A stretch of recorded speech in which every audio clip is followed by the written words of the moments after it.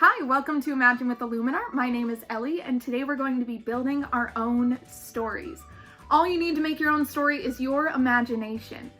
But to start, I'm going to tell you a story, and listen closely to how I move my story along. Once upon a time, there was a grumpy duck named Alex that lived alone in Central Park. Every day he sat by himself and he read his favorite book. But one day, his favorite book got swept away into the middle of the pond, and Alex couldn't swim that far to get it. Because of that, Alex needed to ask another duck to help him get to his book.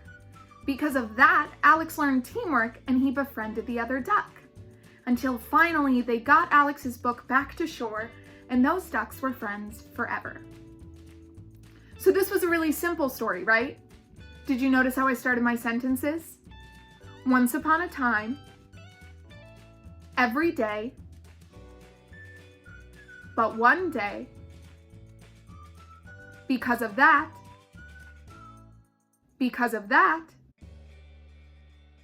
until finally.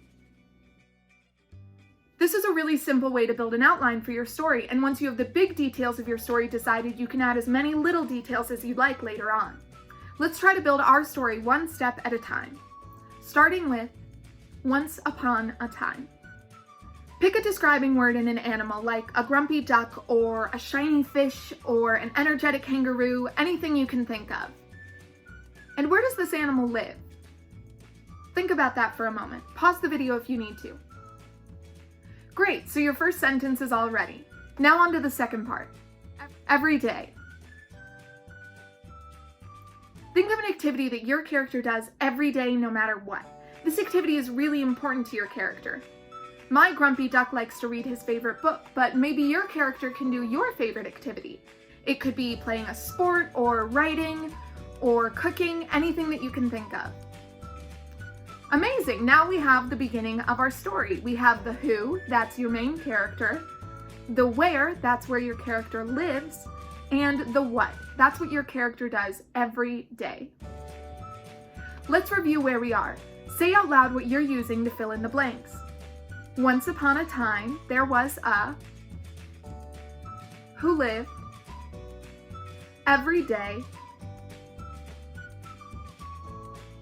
Awesome, let's move on to the next part of the story, our conflict. Our conflict sentence will start with the words, but one day. Our conflict is the big problem our character faces that prevents him from doing his favorite activity every day. So if your character likes to play basketball, maybe he lost his basketball. Or if your character likes to cook, maybe he ran out of his favorite ingredient. Think about what could happen to prevent your character from doing their favorite activity. Pause the video if you need extra time. Now we're going to move right into the rising action of our story with the sentence, because of that. What does your character need to do to fix their problem? Do they need to find their basketball? Do they need to ask their grumpy neighbor for sugar? It can be as crazy an idea as you want because this story is 100% your own. Great, now we have the beginning and the middle of our story. Let's review. Once upon a time, there was a who lived every day, but one day. Because of that, okay, let's keep moving. Your character is on an adventure to solve a problem, and sometimes adventures change people, and that's what this next sentence is about.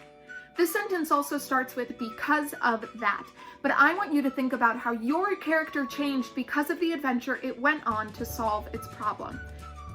Did your character learn new cooking skills or new basketball skills? Did they learn a new dance move or make a new friend?